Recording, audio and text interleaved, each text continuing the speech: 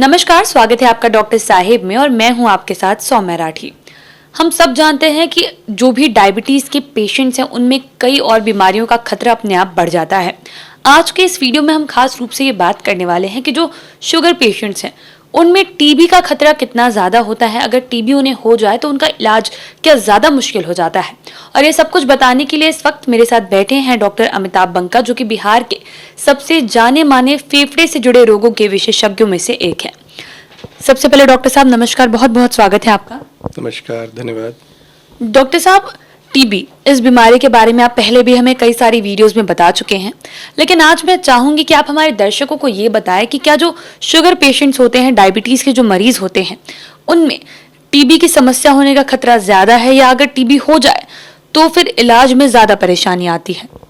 नहीं, देखिए, बिल्कुल टीबी की समस्या शुगर के पेशेंट्स में अक्सर ज़्यादा होती है, क्योंकि शुगर एक ऐसी बीमारी है जिसमें आपकी इम्यूनिटी नॉर्मल पेशेंट से कम रहती है, और टीबी एक ऐसी बीमारी है जो आपकी इम्यूनिटी के ऊपर डिपेंड करती है।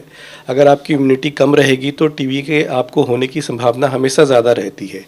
इनफैक्ट ये मैंडेटरी है कि कोई भी मरीज, अगर आपको टीबी आपने पहली बार डिटेक्ट किया है तो उसमें आपको शुगर का जांच भी करना ज़रूरी है, क्योंकि अक्सर कई बार क्या होता है कि जो टीबी के मरीज हमारे पास आते हैं उनको एक्चुअली में शुगर पहले से होता है जो डिटेक्ट नहीं होता है, और उनको टीबी होने का एक कारण शुगर भी होता है।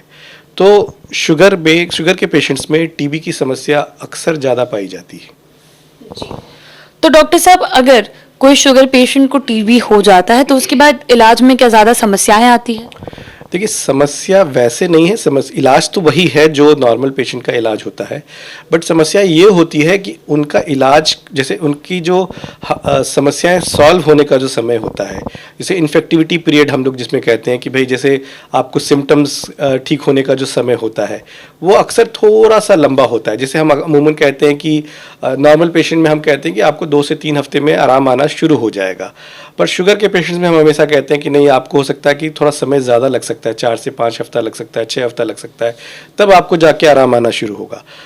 ट्रीटमेंट सेम ही रहेगा, ट्रीटमेंट में कोई तब्दीली नहीं आती है, पर यह है कि आपको आराम आने में नॉर्मल पेशेंट से थोड़ा ज़्यादा टाइम लग सकता है।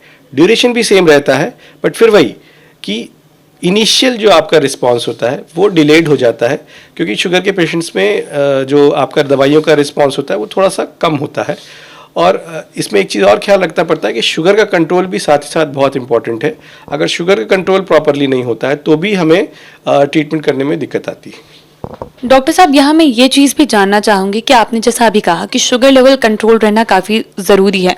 अगर जो इलाज चल रहा है उस पीरियड के दौरान शुगर लेवल बहुत ज़्यादा हाई हो जाता है, ऐसी सिचुएशन में क्या होगा?